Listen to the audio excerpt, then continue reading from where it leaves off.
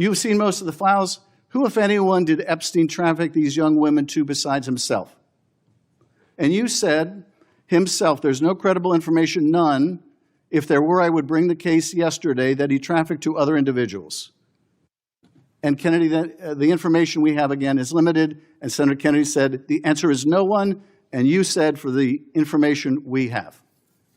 So is it your testimony today that in all of the Epstein files, that Jeffrey Epstein trafficked no one to anyone but himself? Is that your testimony, Mr. I never said Jeffrey Epstein didn't traffic anyone else. You want the American people to believe that?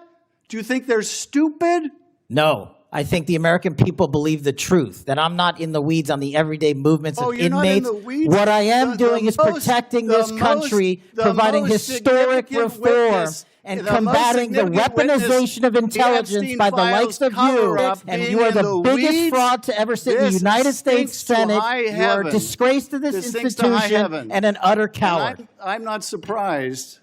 I'm not surprised that you continue to lie from your perch and put on a show so you can go raise money for your charade. You are political. Did FBI Director Kash Patel just expose a massive cover-up, or is he the very person orchestrating it? When FBI Director Kash Patel took his seat before the United States Senate committee, the promise of total governmental transparency violently collided with the darkest, most closely guarded secrets of our modern era.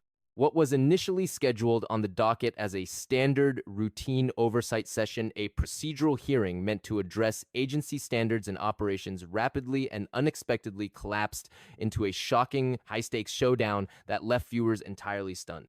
The confrontation... Mr. Patel, during your confirmation hearing, you made several important commitments.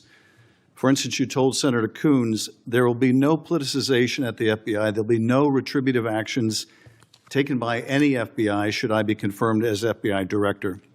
So let me ask you very specifically, did you ever take any action to terminate or discipline an FBI agent or employee in whole or in part as retribution for being part of an investigation of Donald Trump or January 6th? No.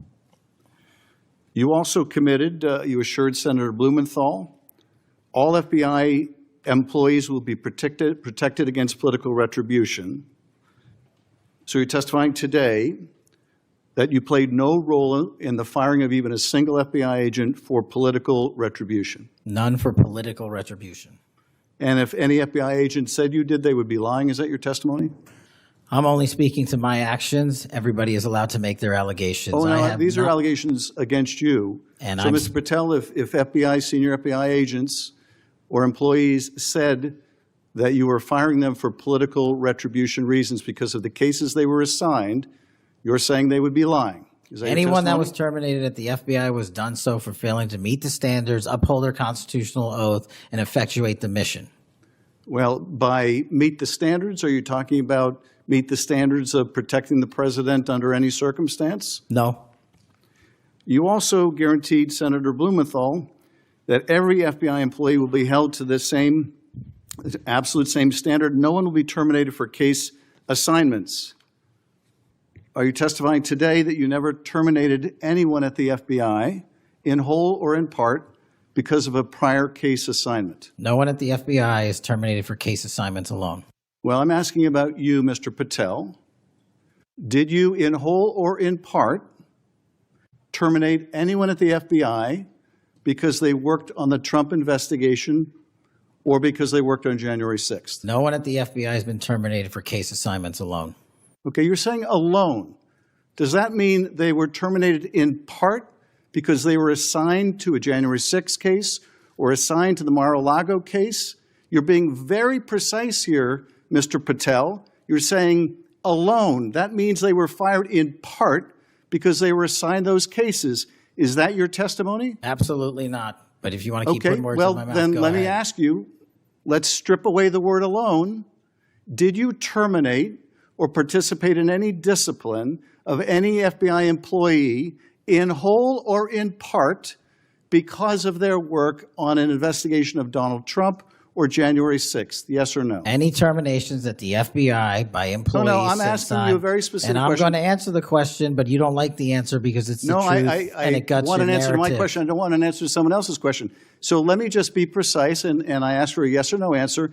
Did you ever terminate or discipline an FBI employee in whole or in part because they had been assigned or worked on an investigation of Donald Trump or January 6th? FBI yes no? employees are only terminated yes if they fail to uphold their oaths of office or no? and duty. You're not answering my question. I don't have to answer your question yes or no because you're setting up a trap so you can have a media narrative. I'm not setting up a trap. And I'm not giving it to you. Unless it's true that you fired people. People have been terminated at the FBI who failed to uphold the standards that the FBI requires them to uphold. Did you tell anyone at the FBI that all FBI employees who they identified who had worked on cases against President Trump would be removed from their jobs? Did you tell that to someone at the FBI? Say that I would remove people for case assignments? That people that were identified as having worked on cases against President Trump would be removed from their jobs. Did you tell that to someone at the FBI? People are not removed for case assignments. Just answer my question. Did you tell that to someone? People are not removed for case assignments. No, you're not answering my question. And I would never tell anyone. Did you tell someone at the FBI that FBI employees identified as having worked on cases against President Trump would be removed from their jobs? Yes or no, did you tell someone that? I would never tell anyone at the FBI that they're being removed for basically their case assignments. Okay, so anyone who said that would be lying. Is that your testimony? Anyone can say whatever they want. No, I know, but you're saying they were a liar. I'm telling you what I said. Because this is in the complaint against you, Mr. Patel. So you're saying Mr. Driscoll and others are liars? I'm not going to address the complaint in the ongoing Okay, well then litigation. let me ask you, have you ever told anyone at the FBI that the FBI tried to put the president in jail and he hasn't forgotten it, and that your job depended on the removal of agents who worked on cases against the president? No. Did you ever tell anyone that? No. Okay.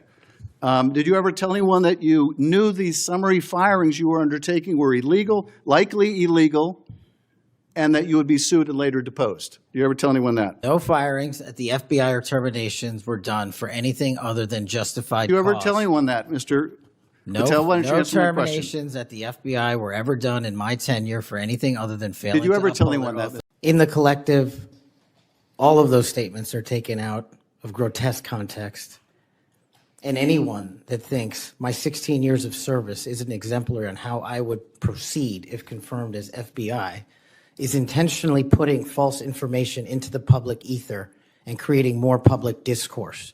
The only thing that will matter if I'm confirmed as a director of the FBI is a de-weaponized, depoliticized system of law enforcement completely devoted to rigorous obedience of the Constitution and a singular standard of justice. Then, almost in passing, the name Driscoll comes up. A senior FBI led by Senator Adam Schiff, ignited over two incredibly sensitive and explosive subjects: the deeply unsettling allegations of deliberate political retaliation and purges occurring within the highest echelons of the FBI, and the long-shrouded, heavily redacted files concerning the horrific human trafficking network operated by the late Jeffrey Epstein. The atmosphere in the chamber was incredibly tense from the very first exchange. Senator Schiff, acting with surgical precision, immediately probed the highly sensitive Epstein intelligence documents. He directly reminded Director Patel of his previous public statements and pressed him relentlessly on a question that has haunted the American public for years. Who, if anyone, did Jeffrey Epstein traffic his young victims to besides himself? The response provided by the director of the Federal Bureau of Investigation was nothing short of astonishing. Patel claimed under the heavy weight of a sworn oath that based on the information the agency currently possessed, there was absolutely no credible information or evidence pointing to other individuals. He vehemently insisted that if such actionable evidence actually existed, he would have brought the case and initiated prosecutions yesterday. Senator Schiff, visibly incredulous at this sweeping dismissal, sought absolute, undeniable clarity for the official record. He asked pointedly if it was truly the director's official testimony today that in all the vast, highly classified intelligence files gathered over years of investigation, Jeffrey Epstein trafficked no one to anyone but himself. Suddenly, the director's absolute certainty seemed to waver. Patel defensively clarified his stance, stating firmly that he never explicitly said Epstein did not traffic anyone else. He argued that 3 separate presidential administrations had access to these files, and all had made determinations that there were no investigative leads credible enough to prosecute anyone else. Instead of maintaining the composed, stoic demeanor expected of the nation's top law enforcement official under scrutiny, Director Patel lashed out in a fury of raw desperation and defensive anger. He accused Senator Schiff of assuming the American public was utterly stupid, forcefully asserting that the citizens of the country understand that the FBI director is not bogged down in the minutia or the everyday movements of federal inmates. Raising his voice, Patel loudly proclaimed his unwavering dedication to protecting the nation, boasting about providing historic institutional reform, and claiming to be actively combating the dangerous weaponization of intelligence by political figures like Schiff himself. Taking the confrontation to a deeply personal level, Patel then targeted Schiff directly with an unprecedented barrage of insults for a congressional hearing. He pointed directly at the sitting senator and called him the biggest fraud to ever sit in the United States Senate. He labeled Schiff a disgrace to the institution, an utter coward and a political buffoon at best, accusing him of merely putting on a theatrical charade from his perch simply to raise campaign money. This furious, highly emotional deflection raised immediate and alarming doubts across the chamber. Once recognized as the loudest public voice demanding the total release of every single Epstein document, Patel now appeared to be aggressively dodging the darkest and most critical questions. His behavior deepened the growing public suspicion that incredibly powerful names are still being actively shielded at the highest levels of the federal government. Yet, incredibly, this chaotic and vitriolic exchange regarding the Epstein network was only one part of the story. A remarkably similar pattern of calculated ambiguity, linguistic gymnastics, and strategic evasion had surfaced earlier in the hearing when Senator Schiff relentlessly questioned Patel about potential political purges occurring within the FBI itself. Schiff meticulously set the stage by reminding the director of solemn promises he had made during his official confirmation hearing. Schiff recalled how Patel had explicitly assured Senators Coons and Blumenthal that there would be absolutely no politicization at the FBI and that no retributive actions would be taken against any employee if he were confirmed as director. With that historical context established, Schiff demanded a straightforward, unequivocal answer. Did Patel ever take any action to terminate or discipline an FBI agent or employee in whole or as direct retribution for their involvement in investigations concerning former President Donald Trump or the events of January 6th? What followed was a masterclass in bureaucratic evasion. Patel initially claimed that he could only speak to his own specific actions, vaguely stating that anyone terminated at the FBI was dismissed strictly for failing to uphold their constitutional oath, failing to effectuate the agency's mission, and failing to meet internal standards. Schiff, refusing to let the director off the hook, pushed much harder. He asked if meeting the standards secretly meant protecting the president under any and all circumstances, a notion which Patel quickly denied. Schiff then zeroed in on the core issue, asking if Patel had ever fired anyone specifically because of a prior case assignment.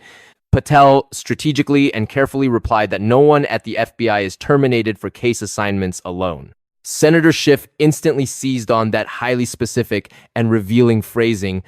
He pointed out to the committee that the deliberate addition of the word alone heavily implied that these seasoned agents were indeed fired, at least in part, because they were assigned to the highly sensitive January 6th or Mar-a-Lago investigations. Patel vehemently denied this logical interpretation, yet he continually and stubbornly refused to provide a simple, clean yes or no answer when Schiff intentionally stripped away the word alone and asked the question directly once again. The transcript shows Schiff trying no fewer than 6 different times, utilizing 6 distinct angles to cut through the bureaucratic noise and secure a definitive answer. But every single time, Patel retreated to his carefully prepared, focus group line about employees failing to uphold their oaths of office. Schiff boldly pointed out that Patel was actively avoiding the question because admitting the truth under oath might directly validate a massive, formal whistleblower complaint filed by a senior FBI official named Mr. Driscoll,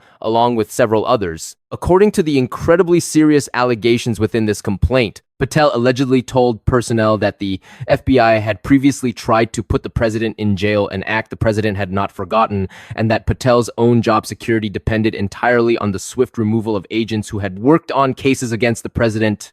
Furthermore, the complaint alleged Patel openly admitted he knew these summary firings were likely illegal, that he would inevitably be sued, and later deposed. When confronted with these explosive claims, Patel refused to address the ongoing complaint directly. Instead, he casually and dismissively stated that people are entirely free to say whatever they want, and that anyone can make allegations. This deliberate wordplay and refusal to outright deny the core of the allegations served as a quiet, chilling admission.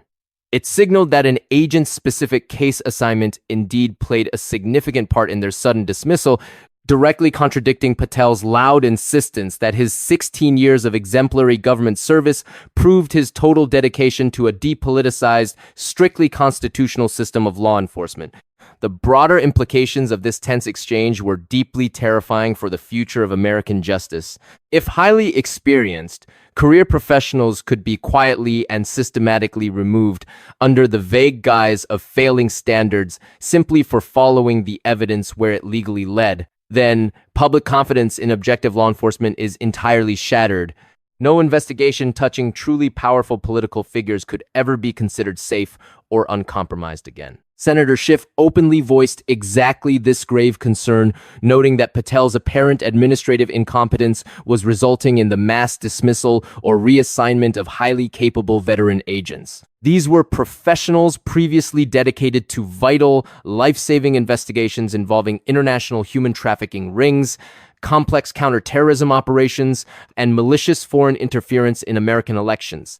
Schiff claimed these crucial, highly specialized resources were being inexplicably diverted to entirely unrelated tasks, such as domestic immigration raids, which was drastically tanking morale at the Bureau to an all-time low. Schiff concluded this specific segment of the interrogation by sharply and memorably remarking that promoting an internet troll to the esteemed position of FBI director simply yields an internet troll with a powerful title. Just when the audience thought the tension had peaked, the confrontation pivoted forcefully back to the one topic Director Patel clearly wished to avoid at all costs: the Epstein files. Schiff decided to directly test Patel's self-proclaimed title as the most transparent FBI director in history by bringing up a highly publicized 2024 media interview with conservative commentator Glenn Beck.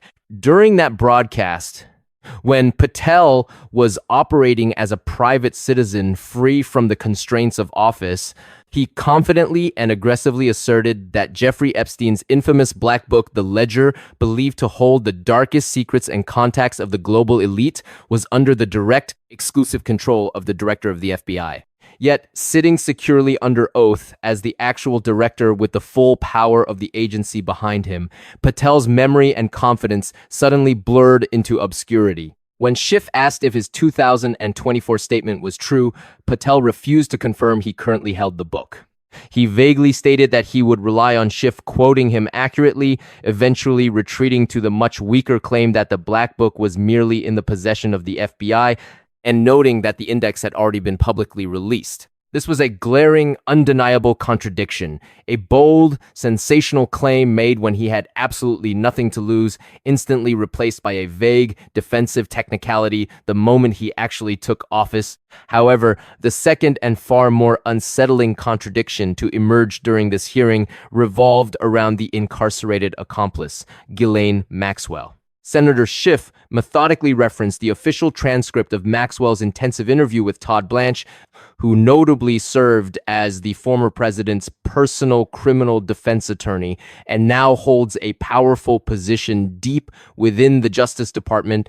According to Maxwell's own recorded account during that interview, she described an extraordinary, sprawling cast of characters who actively associated with Jeffrey Epstein.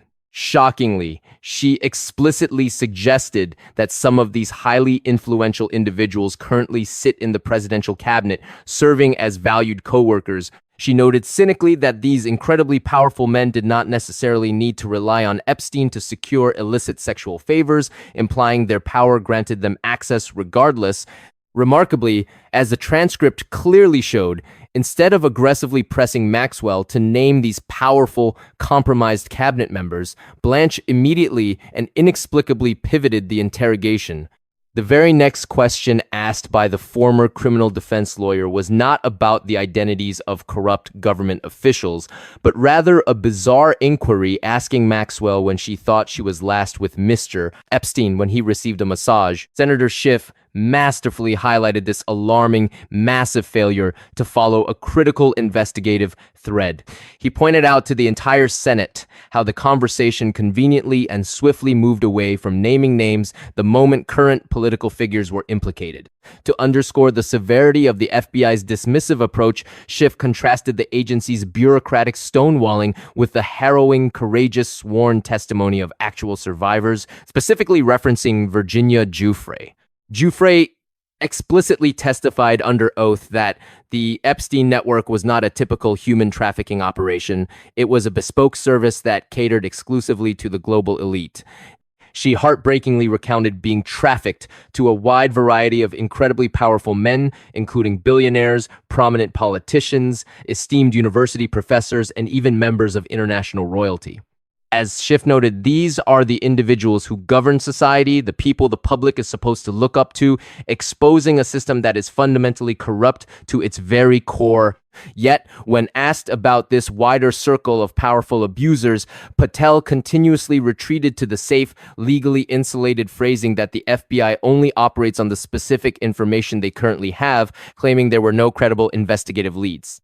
His tone was slippery, incomplete, and completely devoid of the righteous indignation and demand for total exposure he had so proudly displayed prior to his confirmation. This was the man who once positioned himself as the ultimate crusader who would finally drag every single name connected to Epstein into the glaring light of justice. Now, his answers sounded remarkably like the very institutional cover-ups he once vehemently decried. Seeking absolute clarity on behalf of the American public, Schiff demanded to know the specific names of the cabinet members that Ghislaine Maxwell had referenced. Patel aggressively deflected the inquiry, refusing to name a single individual. Instead, he told the senator to read the publicly released transcript for himself, loudly boasting that the Deputy Attorney General had taken the incredibly aggressive step of personally interviewing Maxwell for 2 full days. Schiff, quickly realizing Patel would never voluntarily reveal the names of his potentially compromised colleagues, moved seamlessly to his final, most damning, and logistically troubling question of the entire hearing. Schiff laid out a timeline that sent chills through the room. He noted that right after Maxwell gave this explosive testimony in front of an FBI agent and the Deputy Attorney General, she was suddenly and inexplicably transferred to a minimum security federal prison. He pointedly asked Director Patel who made the decision to move a convicted, high-profile sex offender to a minimum security facility, a housing classification federal guidelines strictly and unequivocally do not typically reserve for someone with her specific severe convictions. Schiff asked why a massive logistical decision, completely unrelated to anything she said in the interview, would magically occur at that exact precise moment following her revelations about the cabinet. Director Patel's response was a stunning masterclass in dodging institutional accountability. When pressed on the sheer, glaring improbability of this timing, Patel offered a dismissive 3-word excuse: the Bureau of Prisons. He stated simply that the Bureau of Prisons made the decision entirely on their own, supposedly without any consultation with Blanche or anyone else at the Department of Justice. When Schiff pushed harder, refusing to accept this incredible coincidence, Patel completely lost his composure. He did not attempt to logically defend the controversial prison transfer. Instead, he attacked the validity of the question itself, and then launched into a screaming, deeply personal tirade against the man asking it. Patel furiously accused Schiff of being a lawyer for Russia, referenced the January 6th investigations, and demanded the senator stop putting on a fake public charade. He shouted indignantly about his own personal courage, heavily criticized both the Obama and Biden Justice Departments for doing squat regarding the case, and lavishly praised the current administration for courageously bringing new charges. He continuously boasted about his self-appointed title as the most transparent FBI director in history, repeatedly citing the release of 33,000 pages of information as absolute proof of his integrity. He ultimately ended his explosive tirade by dramatically telling the panel members to be quiet and sarcastically inviting Schiff to go run to the television cameras. When you step back and review the sequence of events laid bare in this hearing, the timeline is impossible to ignore. Ghislaine Maxwell, one of the most notorious convicted sex traffickers in modern global history, sits down for an unprecedented, intensive 2-day interview with the highest officials in the Justice Department. During this interview, she casually drops the devastating revelation that members of Epstein's inner circle currently occupy positions in the presidential cabinet. Immediately afterward, with absolutely zero public explanation or justification offered at the time, she is quietly relocated to a comfortable, minimum security camp, entirely bypassing standard federal housing regulations designed to keep dangerous predators in secure confinement. And when the director of the FBI is asked under oath to explain this highly suspicious, incredibly convenient coincidence, he ignores the substance of the inquiry entirely and resorts to screaming personal insults at a sitting United States senator. This exhaustive, painfully revealing hearing exposed a deeply concerning, undeniable pattern at the very top of the nation's premier law enforcement agency. When asked direct questions about internal political retaliation and the purging of career agents, the director hides behind the semantic shield of the word alone. When asked about the mysterious location of the most sought-after evidence book in the world, he rapidly pivots to technical, legal definitions of physical possession. When asked about the horrific realities faced by trafficking victims and the powerful men who exploited them, he coldly points to a bureaucratic lack of actionable information. And finally, when asked about a highly suspicious, incredibly lenient prison transfer immediately following a blockbuster interview that threatened powerful people, he resorts to calling the questioner a fraud, a coward, and a political buffoon. True transparency, the kind Patel so loudly claims to champion, does not require raised voices. It does not require a witness to dodge a simple question 9 separate times. It certainly does not require the head of the FBI to hurl venomous personal insults to avoid discussing the suspicious handling of a convicted trafficker. Victims like Virginia Giuffre have waited agonizing years for real, tangible answers and actual justice, only to watch in horror as the exact same patterns of elite avoidance and institutional deflection continue unabated under completely new management. The American public is now left to grapple with a dark, unsettling reality. If the powerful head of the FBI cannot calmly, rationally address these critical issues under oath without resorting to blinding anger and deflection, who exactly is benefiting from this silence? Is the director actively protecting the American people as he claims, or is he desperately protecting something much, much darker, hidden deep within the halls of power?